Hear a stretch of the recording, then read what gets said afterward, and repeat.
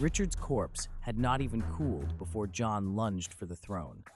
The stench of decay clung to him, a reminder of what he had just claimed.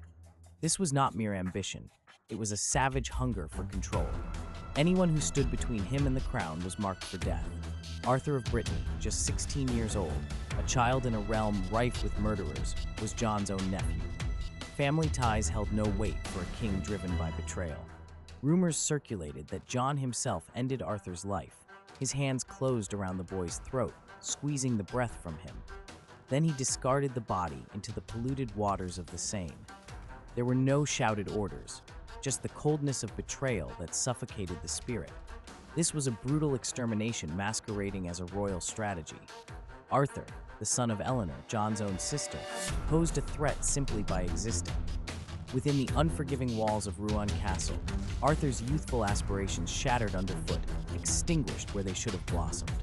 This is not mere gossip. This is a scream that resonates through time, with John's guilt wrapping tightly around his legacy, a noose tightening with every passing day. Ralph of Coggeshall, a chronicler unafraid to confront the harsh truths, documented the grim reality of John's reign. The king allowed no challenges. With Arthur's body sinking into the murk of the Seine, John's grip on power only tightened, each day more suffocating than the last. This was not a new beginning. It was a page drenched in the blood of a boy, sacrificed on the altar of brutal ambition. Arthur's murder was merely one of many grim footnotes in John's dark rule. His reign of terror was etched deep into history, a festering wound concealed beneath a royal facade. While the heart of power dripped with poison, power was not a toy, it was a claw, a fang, brutality cloaked in the elegance of a crown. For John, it culminated in the cold-blooded killing of his own kin, a silent offering in a kingdom thriving solely on cruelty. Richard's body remained warm when John lunged for the crown. Respect for royal lineage was non-existent. John wielded the scepter as a blunt object, disrupting the established order violently. Taxes didn't merely rise, they exploded, extracting wealth from the land until even the rich cried out in pain. The pipe rolls of 1201 document his unyielding greed. Every line item illustrates his merciless collection of resources from the nobility. John did not merely manipulate feudal dues, he turned it into a brutal game of survival, squeezing every last coin from his subjects, as if draining blood from stone. Losing Normandy in 1204? A strategic ploy, a deceptive maneuver, allowing him to strengthen his hold on England. Disloyal barons didn't just lose their titles, they felt the cold steel of the executioner's blade. Their lands were stripped away with meticulous precision. This was not mere land grabbing, it was calculated destruction, a surgical assault on the trust that once held society together. John converted defeat into an instrument of fear. Aristocrats found themselves amidst the rubble of their fortunes, realizing too late that rebellion equated to execution. Under John's rule, mercy was a fiction, remorse a delusion. Only the oppressive force of his iron grip remained, annihilating everything under its shadow. 1212 marked the turning point when the barons decided they had enough. They declared war against King John. Peace offer? Not a chance. John obliterated every opportunity for tranquility with a ruthlessness that struck fear deep into the hearts of his enemies. For him, war was a playground, a game where only the weak stood to lose. He inscribed twisted narratives into history, not with valor, but with blood and fire. Fast forward to 1215. Rochester Castle stood as a beacon of defiance. This was no ordinary siege. It was a calculated assault painted in chaos. John's forces did not approach with discipline. They stalked the castle like predators, their eyes burning with fury, hearts racing with unrestrained rage. Their arsenal included more than just swords and shields. They unleashed Greek fire, a horrific substance igniting the night into a searing blaze. Each fireball launched was a herald of death, leaving trails of smoke and ash that whispered promises of agony over the defenders like a dark premonition. Roger of Wendover documented this atrocity, depicting a crown resting on a king drenched in fear as flaming missiles descended from above, a testament to his wrath. This was psychological warfare at its ugliest, each strike embedding terror deep in the bones of those inside the castle. When the walls of Rochester finally fell, It was more than bricks crumbling. It was the total annihilation of resistance, reduced to rubble under John's relentless boot. Inside, defenders weary from unending conflict faced a bloody ultimatum: surrender or face execution. Why such brutality? It hinged on an insatiable thirst for power. Instill fear, obliterate morale, rule with an iron fist as if driven by forces beyond comprehension. John was no mere monarch. He was a tyrant, his veins coursing with toxicity and a craving for violence. Capturing Rochester was not merely a trophy, it became a grotesque emblem of his reign, a chilling reminder that under his rule, peace was a fleeting illusion, ready to shatter at his command. In his distorted ambition, John soaked his legacy in blood, transforming aspirations into living nightmares. The year 1200 was a battlefield, rife with treachery.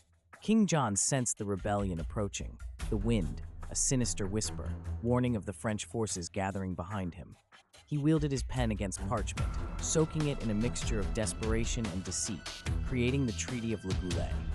This was not a peace agreement. It was a flimsy cover, an inadequate smokescreen, delaying the horrors to come. Each signature was a weak bluff, a desperate gamble to buy him time, while Philip Augustus assembled his men like predators, encircling a wounded prey. John was a figure of chaos, a puppet master manipulating from behind the scenes, plotting his next ruthless act. His negotiations were not honest exchanges, but calculated acts of betrayal, mere preludes to the tyrannical reign he was orchestrating. By 1213, the papal banners were not symbols of faith over John's domain. They were indicators of his capitulation, grotesque tokens from a sinister pact with the Vatican. The papal registers document a king excommunicated for his audacity, yet he paraded in the garments of a holy ally, a dramatization of absurdity. Just 4 years earlier, in 1209, he had confronted the church with disdain, reveling in the defiance as they cast him out into cold isolation. Yet, with rebellion knocking at his door, pride became a burden he could not carry, with survival emerging as his primary obsession. He cloaked himself in papal favor, not as a penitent sinner, but as a predator wearing the guise of divine sanction. This pact didn't merely bolster his throne, it was a strategic maneuver that invigorated his forces with the zeal of religious fervor. Beneath the facade of devotion, he orchestrated a grotesque display of tyranny, a masquerade that stifled opposition. He was no humble seeker of redemption. He was a brutal sovereign infusing religious legitimacy into his bloody rule, while all of England held its breath, ensnared in his merciless deceit. By 1215, madness had burrowed its talons into King John's psyche, warping his grasp on reality into grotesque fantasies that twisted every truth. His barons were bloodied, their bodies battered from the relentless stranglehold he maintained, crushing any dissent and laying waste to their lands. They reached their breaking point. No swords were drawn. They armed themselves with ink, parchment, and the belief that words could deliver a death blow to tyranny. Thus, the Magna Carta emerged, fragile, desperate, a product of men who had endured unthinkable suffering. Cornered, John, lost in the grotesque corridors of his mind, had no option but to scrawl his name. This signature was not an act of compromise. It was a bitter, venomous spit aimed at the very idea of agreement. To him, this document was a cruel jest, a punchline he relished in the shadows of his depravity. The moment the barons turned their backs, the true John resurfaced, tearing the document into shreds, treating it as though it were worthless scrap, rendering its promises null and void. Each clause was just an ink stain, meaningless to him as he committed to a relentless campaign to crush their uprising with sheer brutality. The kingdom teetered on the brink of civil war, a violent storm brewing from his arrogance and utter contempt for those who dared oppose him. In 1216, death, an insatiable beast, claimed John, dragging him down through the filth of dysentery. There were no grand send-offs, just a squalid conclusion to his absurd reign. No ceremonies, no mourning crowds, only the deafening silence that replaced the roaring tyranny. Surviving subjects let out bitter laughter that echoed in the air, a cruel mockery of a legacy tainted by deceit and treachery. King John left behind no governance lessons. He left a dark monument to betrayal and the collapse of a kingdom. King John's incompetence was not merely a tragedy, it was a grotesque farce.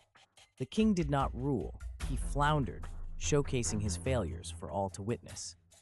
In 1215, when the barons stormed his castle, they were not negotiating. They were forcing the Magna Carta down his throat, compelling a man so bloated with delusions of grandeur that he could not even see the ground beneath his feet. The words penned on that document were not polite requests. They were vicious commands delivered by a pack of weary warriors, hell-bent on dragging him from his throne. Historian S.D. Church stripped away the illusions. John's own brutality paved the path to his downfall. Reform was not a shiny crown for him to wear. It was a rusty chain he dragged behind him, each clink echoing the advances of his tyranny with every arrogant step. He clutched the crown like a drunken fool, swaggering through a bar, blind to the fact that it was slipping from his grasp, taking his dignity with it. Rebellion did not approach with offers of negotiation. It met arrows whistling through the air, blades cutting the silence with deadly intent. Instead of extinguishing the flames of insurrection, John fanned them, igniting absurd wars and reckless chaos that was far from amusing. Each battle constructed a wall of dissent around him, a monument to his failures as a leader. The Magna Carta was not just some philosophical declaration. It was a collective fist, ugly and furious, pounding against his tyranny, scrawling his reign in ink that screamed enough. If John had not stumbled around in a fit of spoiled rage, who knows where democracy might reside today? But make no mistake, his horrific failures were not noble miscalculations on the path to freedom. They were the blundering missteps of a tyrant too intoxicated on his own delusions to see the noose tightening around his neck. John did not exit this world as a grand figure. He left as a dark warning to anyone who believes that tyranny could ever be justified.